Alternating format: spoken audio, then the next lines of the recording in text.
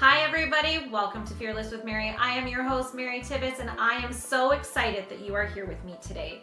On today's episode, I am sitting down with MS warrior, holistic health coach, Laura Carello. So grab a cup of coffee, get comfortable, and let's dive in. Hi Laura, thank you so much for being on today. Hi, how are you? I'm great. So we're going to dive in just right off the hop. Can you tell everybody a little bit about your MS diagnosis and journey, and then we're going to get into what you're doing now? Sure. Hi, everyone. My name's Laura Carello. I was diagnosed with MS almost 25 years ago. I was in my early 20s. They thought I probably had it as a teenager, and it has been an adventure ever since. I've gone from barely walking to obstacle course racer and triathlete and CrossFitter to barely walking to athlete again and everything in between. I've experienced so much. How do you condense 25 years into a sentence? But we're gonna parse out what you want me to pull out of it. What was your first symptom or sign that led to an MS diagnosis? That's a great question. My first symptom and signs, there were many, and it happened over the course of time. And it also happened during a time when providers and people didn't really know all that much. Just to give a frame of reference, back when I was diagnosed, I only had 3 options of treatments. It was Avonex, Betaseron, or Copaxone. And that's what they were doing. So before I got my diagnosis, I probably had symptoms for 3 or 4 years, and it was optic neuritis. So I had a loss of vision. It was like there was a piece of wax paper over my eyes. So I knew that you would be there, Mary, but I wouldn't know that it was Mary. And that started in one eye, went to the other. And at the time, I was playing soccer in college, and it would only happen when I was at a practice or at a game. Or now, fast forward, I realize it was when my body temperature was elevated. So I had that optic neuritis. I also had when you would put when I would put my chin to my chest, my trunk and my legs, and it would all go numb. And I also had tingling in my hands and feet. So it was quite the experience. And hobbling into my neurologist's office 25 years ago, who I still have the same neurologist to this day. I say if I have 9 lives, he saved 10 of them. So yeah, I wasn't really seeing all that well. I was in pain, numb. Everything was bizarre. I had zero control over my body, I felt. It That's was wild. That's wild. Yeah. I'm sure a lot of people can resonate with that because it's so interesting how different it is for everybody, but still so much alike for so many people. But everybody's story is very, very different. Very, very. It's a snowflake, right? It's when I finally sat down and they were like, my neurologist said I had MS. I was so young, I was with my mother, but at the time I just remember being like, oh, good, finally, because I had gone from like doctors prescribing me reading glasses to, saying all these crazy things, which we've all heard. So by the time they were like, you have MS, I'm like, oh, thank God someone can give me an answer. I think a lot of people feel like that.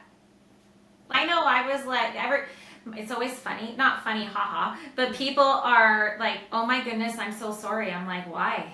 Why are you sorry? I'm grateful. Yeah. Because hands down, I know that I'm not supposed to say that, but it was probably one of the better things that have happened Yeah. to me. It made me rethink and reshape my Yes. whole Yeah. life Yeah. on Well, so many levels. I also think I do want to let you know that MS is my gift, and Yeah. I find that I am grateful for everything that it has taught me over the course of 25 years. And I know without a doubt I would not be who I am today without the resilience or grit or learning or adventures, that this has offered me. And it's really hard to get to that place. But it has helped so much in my healing that I can not change that. I have this, there's no cure for it. It will be that, but I absolutely have control over how I attack it, how I challenge it, how I teach, and how I can, put hope in others that, it can be something that will be a learning piece, a source of strength when you call on it, and a lot of times you're like, well, I don't need that lesson. Well, okay, but you're going to get it anyway. Like, it's not going away. But I have detached from it being my identity. Whereas when it was very new to me, it was who I am. And it was an identity. And now it's a part of my life. And my identity is so encompassing. And I think we'll get into it, but that's really where the mindfulness piece comes into play, because when I think about like Laura as a whole person, it's not just MS, it's social life, joy, spirituality, career, education, health being a part of it, my physical activity.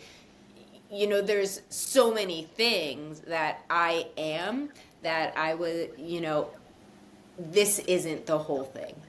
Yeah, I love that. I do. This coming from somebody, I really want to be an advocate for people with MS, because Yeah. it was the worst year, man. Suffer. I had to figure all of it out by myself. Like it's wild, wild. And the medical industry, we're not touching on that. You had a No. great experience. I am now having a great experience. It took a year for me to get Yeah. there, but Yeah. we won't. Yeah, but I just think that there's so much more out there for people as a whole. Like, explain to me your everything that you do when it comes to exercise, nutrition, all of that, and then how they are sisters. They work together. Yes. All of this works with your medication and Yeah. everything to make it that you get to have the life that you want to live and have all of the joy that you have in your life. Yeah. So I can talk about two frames of thought. One that I previously thought was successful, and then today, which I know I was missing a piece in the past. And when I was about 10 years into my journey and my diagnosis, mind you, I hadn't told anyone that I had MS for like 10 years. Nobody knew. Kept it complete secret, silent. Again, this was way back when times were different, but nonetheless, it still weighed on me in carrying that. So I was so young that I went about my life and I'm like, oh, this day. It wasn't until it became visible that I really had to address it, whether that be for whatever reason. I was like, oh, well, you can see that something is wrong. So I, really took a look at what was happening, because I was like, okay, MS, that's fine. It doesn't I'm not showing any symptoms. I'm on medication. Like, I'm fine, whatever. And it wasn't until it really, I had a really bad flare up at a young age, still, I was still pretty young, that I was like, what am I going to do? And that's when, I went to my neurologist and I was like, look, this is going on. I do not feel well. And now I'm struggling to walk. I couldn't walk to the corner or stairs. I was holding onto walls, like all these things. So, we knew that I had to change my medication. And I think it was threefold in what happened. I used science, so I had to change my treatment. And I was on Avonex, and I went from Avonex to Tysabri. So that was one thing.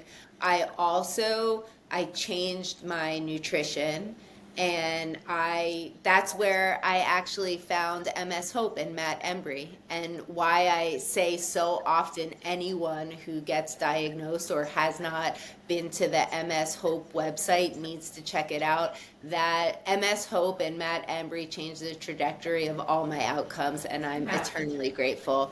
But as I used it at that time, I used it for nutrition, and he had the Best Bet diet, and I was like, wow, look at this, he's onto something, let me look at it. So that's when I really took the gluten out, took these things and cleaned up my diet essentially. So that was the second, and then the third thing was movement. And I'm like, I don't know, now I could not move or walk all that well, but I knew that movement was important. So I started where I was and I did what I could. And I was in my parents' basement, and I started with like that insanity home workout video. Oh my With God. what was his name? Do you remember them? No, I remember it, but I actually did it. But I don't remember. I remember swearing at him. Yeah, very yeah. early at Yes, 6 in the yes. morning. Yeah, him, that Him, guy. that guy, whoever that guy was, like, I was like, what the heck, like, Yeah. so now, mind you, the reason why I chose to do that was because I was like isolated in a basement where no one could see me, because I couldn't jump, I couldn't walk, I couldn't do anything, but I was moving in the way that I needed to. And that's where I started. So that was like my trifecta to start. I was like, I'm just going to start, and it's going to be ugly and messy, and I'm going to accept every piece of not accomplishing any of it, but I'm going to do it, and who cares? I'm just here, whatever. So I got enough courage, I guess, and I stepped into a gym, right? So I went, like, I was able to walk into the gym. Still, still my balance was kind of like, not great. But I was like, I don't care. I'm just going to walk in and do what I can. And that's what I did. And from there, I started moving a little bit better. And after that is when I walked past my first CrossFit. And I was like, that's interesting. And I No, it's started not. there. No, it's Yeah. not. So, I'm just I joking. walked My in. husband Yeah, was a CrossFit guy, and I just yeah, yeah, like yeah, the noises that would come out of yeah, his garage. I was like, I think yeah. he's dying. Like, I Yeah, don't so know. that is everything that I saw when I walked in, and I was like, I'm gonna try it. So when everyone was jumping on these crazy boxes, I was stepping over a line of chalk. And that's how I started. And really the main thing is that, nobody's watching and everybody just wants to help. And that's exactly what happened. From there, I progressed over the course of time. I don't want anyone to hear my story and be like, "Oh my God, she did." It took me years. Yeah. So I don't want social media, and I don't want anything to be as if this happens fast. It Yeah. does not. It happens small, it happens consistently. And over the course of time, because I was consistent, because I was eating better because I was on a new treatment. Things started to get better in my body, and I started healing my physical body, and that was really cool. But it wasn't easy, but being sick wasn't easy either. So, if I was just going to show up every day and let good coaches help me, then that's what I was going to do. And I just let them, I was open to their coaching. And from there, I'm like, I think I can do a triathlon. So I started, training for that. And right before the pandemic, I had finished my first open water swim triathlon. And I was like, this is so cool. Now, mind you, it was the hardest thing I ever did, but that was my mountain, right? Like I was like, when I think about the course of, I don't know, it was probably like 6 years that when I hobbled into a gym, or when I was like stumbling in my parents' basement to finishing a triathlon, I'm like, I didn't think that was ever possible. But very, very small steps over the course of time, and everyone is like so instant, right? And it's just the nature of who we are, I think, as a collective. But when you have these unique circumstances, you have to just not put a timeline to your progress. Yeah. And be curious. If I wasn't curious, I never would have stumbled upon any of it, and I never started anything I did without being absolutely terrified to do it. Yeah, well, so I'm running my first half marathon this year. I love that. I was actually registered for last year, but then Yeah. I registered on Sunday for the marathon, had my seizure on Tuesday, Oh, no. and then couldn't walk. Yeah. So I'm like, I'm not going to do that this year. I'd be like, whatever. But just going back to the best bet. So you and I talked about this before. Yeah. I've actually had the pleasure of meeting Matt, and we follow his cookbook all the time. Yeah. My favorite PS is the spinach chicken. Yes. Yeah. So I highly recommend that cookbook. Everybody should go to MS Hope. Yes. 100%. Even to just check it out. Yeah. And see, because diet, this is how I always explain it to people, and I'm sure you'll agree with this. Diet's important. So let's say you're diabetic. If you were a diabetic, you have to follow a diet. So if you have MS, you have to follow a diet. It's hand in hand, right? Like if you have something wrong with you, nutrition will help fix a lot of it. Yes. I know for me, listen, I would kill for a glass of chocolate milk. You have no idea. Yes, you do, actually. You do. You do know what I'm talking about. I do. But if I was to have a glass of chocolate milk, I'm pretty sure that I would die. Like, I'm pretty sure I would be in the bathroom dying for at least 2 days.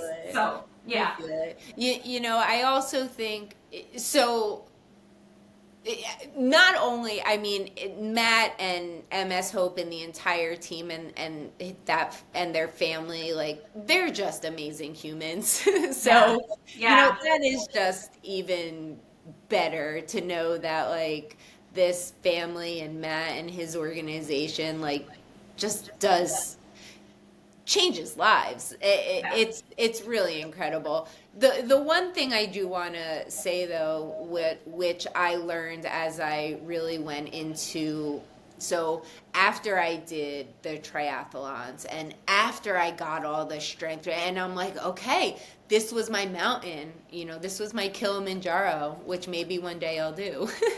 But like, something wasn't complete. Like, it just didn't feel complete. And I felt like I was still failing, and I still had this like big beast of a disease around me. And I'm like, but I just did my impossible. Why do I feel so crappy about, like, now what? And it kind of just like left me there with this void of, well, my MS is still here, and I just didn't, well, it was an amazing accomplishment of all of the things that I have just explained, like, and the Asbury Park Press did a newsletter, and I was in the newspaper, and these things, but I'm like, there's still that void. And what I found going into, and the discovery I made since then, was the piece that was missing was me as a whole person. Because before that, like I said to you, like, I just went like Goggins on it. I was like, Yeah. I'm doing this. I went hard, and it was those small consistent steps, but they weren't gentle. They weren't, I had to be kinder. Now, in retrospect, what I would say is, when you incorporate movement and MS as just being a part of it, it was the mindfulness so that's what really catapulted me. Like, so much so that I went back to school, and now I graduate and I will be a holistic health coach, and I believe in lifestyle medicine. Like, I'm starting my company on it. It matters so much, and it's based on the premise that you have primary food and secondary food, and the secondary food is the food that we eat. The primary food is your spirituality. How are you nourishing your body? So we know through secondary food, that is how you are fueling it. How are you nourishing it with your primary foods? What does your spirituality look like?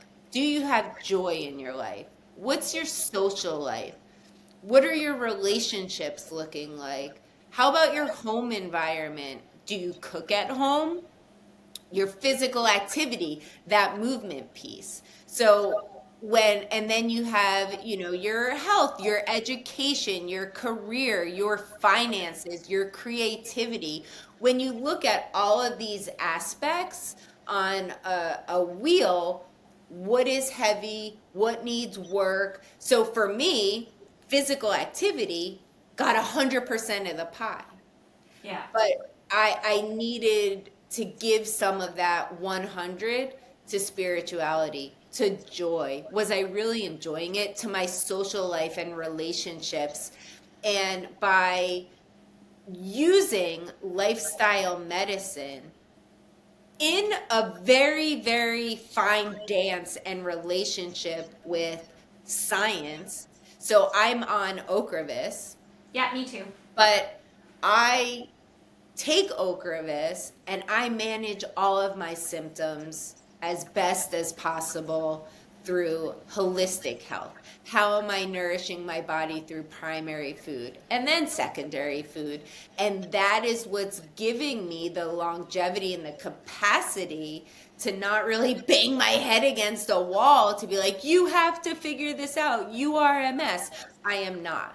It is a part of what I do. It is a part of my life, and now I feel it is my gift to the world to teach others, but it is not the whole pie. It does not Yeah. get the whole thing. Yeah, no, I agree. Like, cause you have like your day job, Yeah, of right? Like you course. have like your day job. Like Yeah, and that I is have my very day job. consuming. I Yeah, build beautiful stuff. Well, yeah, I'm yeah. out of season. It's next month. It starts for me. I got 2 months to not have to do a whole heck of a lot, and then May hits, and it's like I'll talk to you guys in January kind of Yeah, situation, which yeah, is fine. yeah, Um, but I get what you're talking about because you're not MS, I'm not MS, but there's nothing saying that we can't educate other people yeah, on it, right? And yeah, the thing, I feel like everybody, I know for me it was very hard, as yours was 25 years ago, so I can't even imagine. But last year was so difficult, and just trying to yes, find all of the answers, not even answers, just somebody to give me some yeah, sort of a something, right? yeah, yeah. Because there's a lot of doom and gloom out there. So What much. so much. I feel like there's more doom and gloom wrapped around it than any of the positive, which is one of the reasons that I'm like, okay, we're gonna do positive stuff for the pot. Even my Instagram, I make those stupid little videos. They're not stupid. No, but you know what I no, not stupid, but you know what I mean, like the silly little videos where I'm like, because it's true. Like it's so true. And it was funny. I met with my neurologist yesterday, and he even said, he's like, it's really interesting when people get diagnosed with stuff, how friends and family all of a sudden have medical careers and degrees, and they can totally help you with every symptom that you've ever had. I'm like, I know.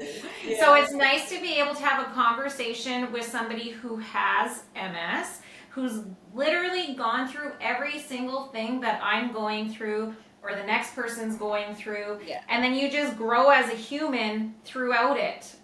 Still, I had a flare up 2 months ago. It was awful. I couldn't walk, and it is just it's wild, but I will always reframe it as an adventure. I am not masking the fact that it was brutal. It was hard. I was crying. I was having panic attacks. I will not take that away, because you have to feel those things. You have to. And not every day is going to be like, I found joy in my life. No. But when it is not, when the doom and gloom is not chronic, and when the joy can outweigh it, it makes that doom and gloom easier, because you have more of a light at the end of the tunnel. So when I was going through this past flare up, I was like, I remember just saying to myself and being like still, and just now I'm like, this isn't it. This isn't it. That this is going to end. I don't know when, and I don't know how, right? Because it's scary, because we don't have control of our body. I'm like, am I going to be able to walk? And these thoughts, when these thoughts overtake your mind, it's like, well, my legs were shaking so bad. I'm like, is this going to be forever? Am I ever going to be able to walk again normally? And I have to bring myself to the present and say, today you can walk, or today your legs are shaking, or today, whatever today is, it is not forever. And it takes, we have to get, when we can, it's not comparison, because if I was to compare myself to the person next to me walking, like, my walking doesn't look like that, and comparison's just going to steal all my joy. So you're allowed to have the bad days, you're allowed to have the moments, and all those things are just like so human, but we have to move through them. And the bad days cannot become bad weeks or bad months or bad years. And it is so hard to find joy and purpose in those moments. And what I did sometimes was just, what I do is I create habits when I'm healthy that I force myself to do when I'm not. No, 100%. I have a video. I'm going to post it. It was at Christmas time. It was actually, it was right after my first Ocrevus, and I was not good on any level. And everybody was gone out of the house, and I needed to get out of the house, because I just needed to. And I sent a video to my husband, and I'm standing there, and I'm like, I got up, I took a shower, I blow dried my hair, I put makeup on, I put my earrings in, I'm dressed, I'm going to Costco to do Christmas shopping. I don't even know what I'm buying, but I just need to get out of the house. That being said, I do not have a bra on, and I don't care, and that's what the world gets from me. Yeah. And he actually saved it, and he watches it. Sometimes he's like, this is the best video ever on the face of the planet. But it's real, because when I'm feeling good, get up, do your hair, put your makeup on, put your earrings in, get ready, do your stuff. Yeah. On my bad days, that's my rule. I have to get up, take a shower, put my makeup on, put my earrings in. I might move to the couch and sit on the couch for the rest of the day because I can't move, and that's totally okay. Yeah. But I'm looking good doing it. That's and really the only constant is going to be that nothing's going to be constant. Yeah. So I think over the course of time, it has just made me so grateful for when I'm well. Yeah. That, because trust me, the last thing you want to do in the middle of a flare-up, pissed, sad, mad, all the things, is sit there with your gratitude journal, like, no. You don't want to be doing that. But when you go through the motions of having that habit, you're forcing your mind to believe things because it doesn't know that your mind doesn't know the difference. No. So when you're doing this because it's a habit, because you've done it when you're healthy, you're forcing yourself to do it, but you have the habit there, and it's not going to feel like, oh, I feel so great to do this today. No. But you're going to just go through the motions, and sometimes that's what it is. Some days you're going to give 100%, some days you're going to have 5, but it has to, you have to go through it. If you don't go through it, you're going to be stuck, and getting sticky, and it's like quicksand. That stuff, it'll just like, the longer you stay there, the more it pulls you down, and the thicker it gets, and the harder it is to get out. So if you're moving, you're gonna go over this quicksand, and you're gonna go over it, and you're gonna kind of have that dip, but you're not gonna get stuck in it and be sucked and drowned into it, because you're gonna just then kind of wave your way. So habits are important. Yeah. Something that I say, like in coaching, when coaching people, create habits. I work with goals and mindset constantly. Like, if I could prescribe SMART goals, I should get a prescription pad. And I by no means give medical information whatsoever. Yeah. You need your doctor. You need your functional medicine. Whoever it is, you need them to give you science and Western medicine. You need me to be like, this is how you're going to stick to it. Yeah, no, but it's true. And this is how you're going to feel good. Because think about when you leave the doctor's office, these providers, I do feel they're so busy. They are there to, make you well. They are there. There's purpose. You are you. They are them. Everyone has their role.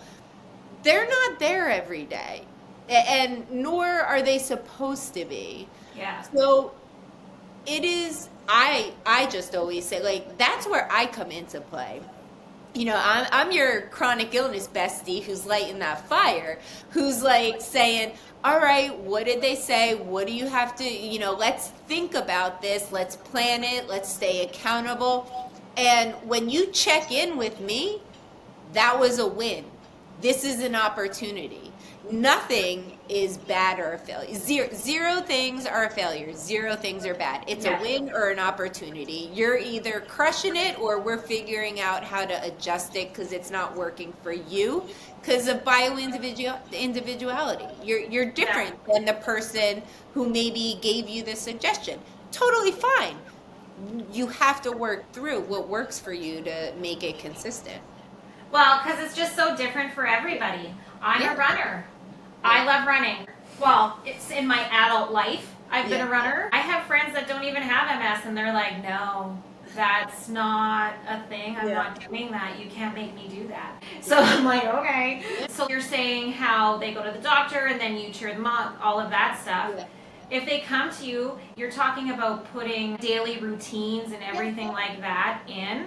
So even if you're having a horrible, listen, the last thing that you want to do is, if your legs aren't working, the last thing that you want to do is sit on the couch and lift weights. Like, I'm telling you, like, you don't do that, it's on not any level. But you have to give yourself grace on that. And I feel like a lot of people don't, and then they get into this mindset that, well, this is it. This is how this is going to be. And then if you actually think like that and you don't turn it around, That is how it's going to You're be. going into the quicksand. Yeah, you're in the quicksand, dude. Pull yourself out. Yeah. Let's do it, because Yeah. you're just mixing it up Yeah. real Yeah. good for yourself. And the thing is like I could be here saying, "Come on, let's go. I'm giving you my hand. I'm gonna." But if you're not going to take it, nobody, like, you are responsible for you. That's it. Not your family, not your husband, not your kid. Nobody. You are responsible for you. Full stop. Yeah. And you have to do what's best, right? But Yeah. there's so many supportive people who want to pull you out of that, but you have to reach for it. Yeah. And with that, there's also so many people that misery loves company. So you need, because I know for me, I don't know if this was a thing for you, and I think it comes down to mindset and everything. So first of all, I should actually have a thing on my Instagram and say boundaries queen, because I went from being the yes girl, yep, I'll do that, yep, to now I've actually removed myself completely from situations that were so not good for anybody, because misery loves company, and they're the people that will stand there and push you right down into that quicksand and hold you there with their foot on your head. So you need to surround yourself. If you don't have a really great support system, I'm lucky because I do have a good support system. If you don't have a good support system, find one. Join the groups. Do the things. That being said, be very careful of the groups that you join, because I joined like 7 of them on Facebook when everything started. Oh my God, don't join those. You'll know the ones. Don't do it. Well, I have to encourage everyone that when I in May, it'll probably be May and June, I'll have my free masterclass with a community group. So I would encourage everyone to be there. I will be there. Yeah, and I'm very excited. Yeah, it's just learning about lifestyle medicine and how it balances with holistic health. There's a space for both. I always felt like you either take medicine or you don't. I'm holistic or I'm not. But there's such a cool way of weaving your lifestyle to promote minimizing symptoms. And it doesn't mean that you're, I think if I went off medication, maybe I could. I'm not willing to roll that. I'm not willing to take that gamble right now. And it's so individual. It's so unique to everyone that if you want to not be on DMT, amazing. If you do, that's amazing too. Like, there's still balance for you. What are you putting in your body to keep inflammation down? Are you staying hydrated? Like, what does your nutrition look like? What does supplementation look like? Are you grounding, getting fresh air? Do you walk? Do you do yoga? Do you do chair yoga? Like, what is it? There's so many things. I've experienced them all. Like, I remember sitting in a chair, and I remember, like, so it's such a spectrum, but there's a place for it all, with like hope and positivity and problem solving. And I know that there is that doom and gloom piece, and a lot of the time, I now know if I am needed to be a sounding board for someone because they're upset, or if I need to be a coach to someone because they're looking to solve a problem. And that just comes with experience, but you do have to be very mindful of not, and I did this a lot early on. Like, I got attached to a lot of the comments thinking like, is that possible? Will that happen to me?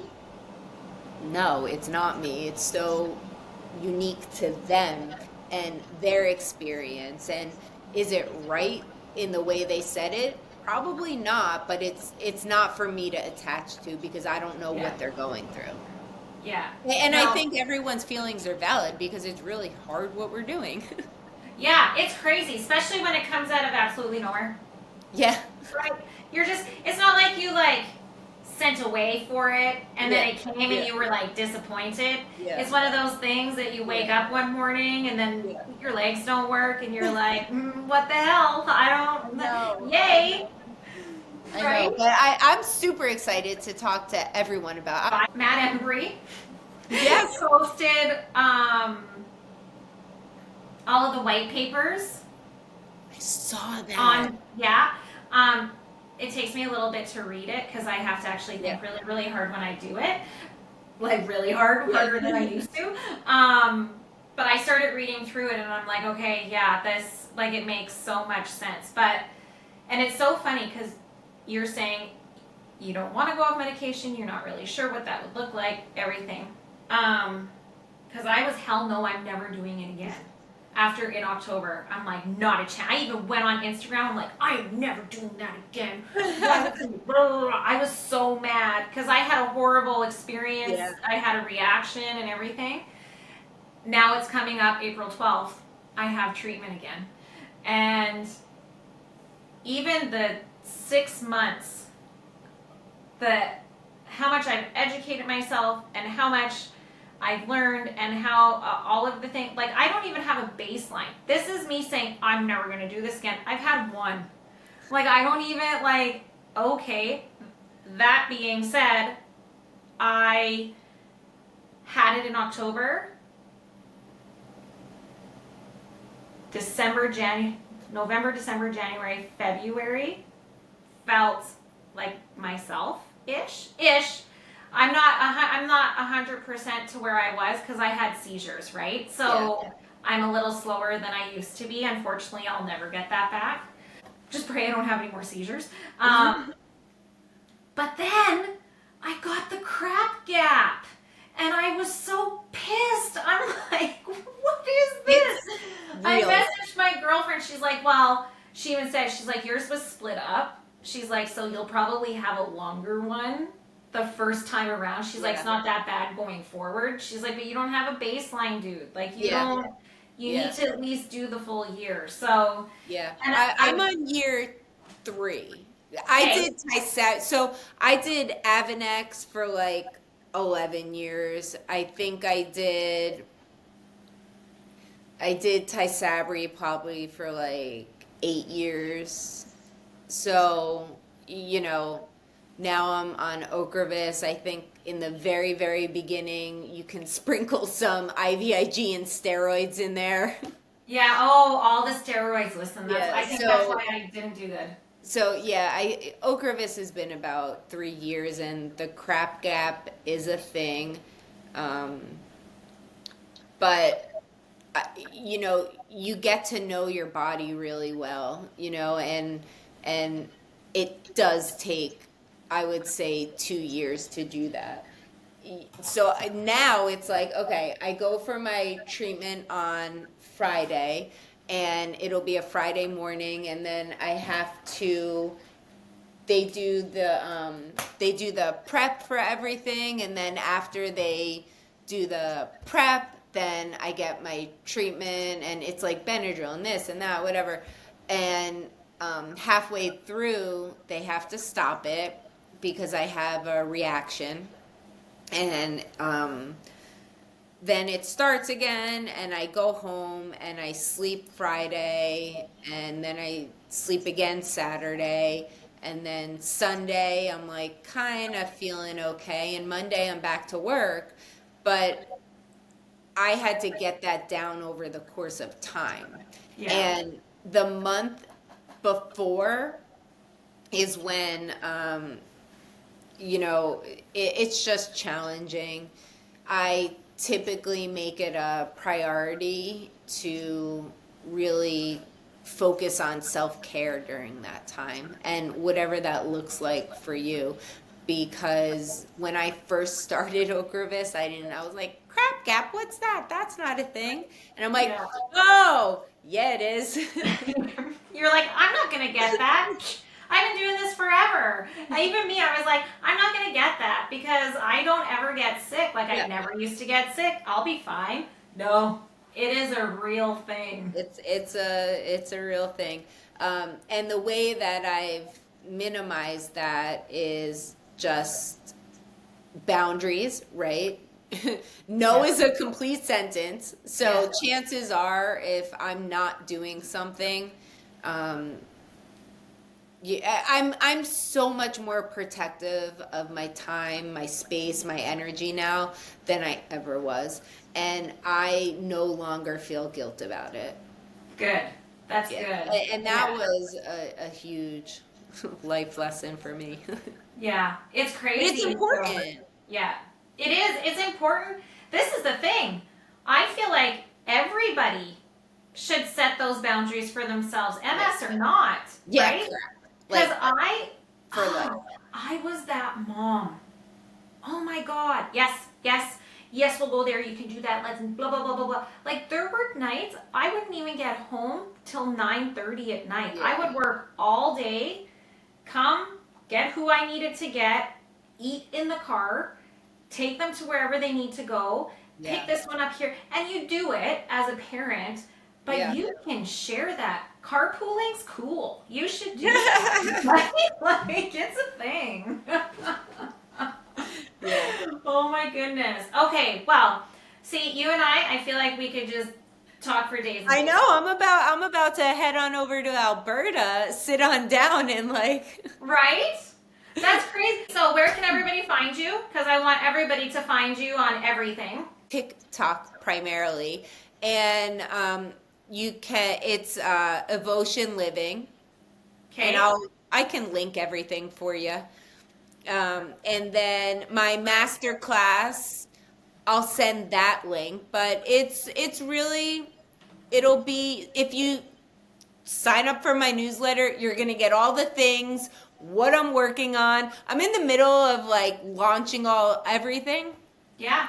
So that lets you know like what cool recipe I tried or something about research or what I'm working on for my courses or here's a digital download on how to manage your whatever it is. But the master class I'm doing, I'm really excited for because I feel as though big pharma has really squashed lifestyle medicine, and I'm over here screaming like it's important. Yeah.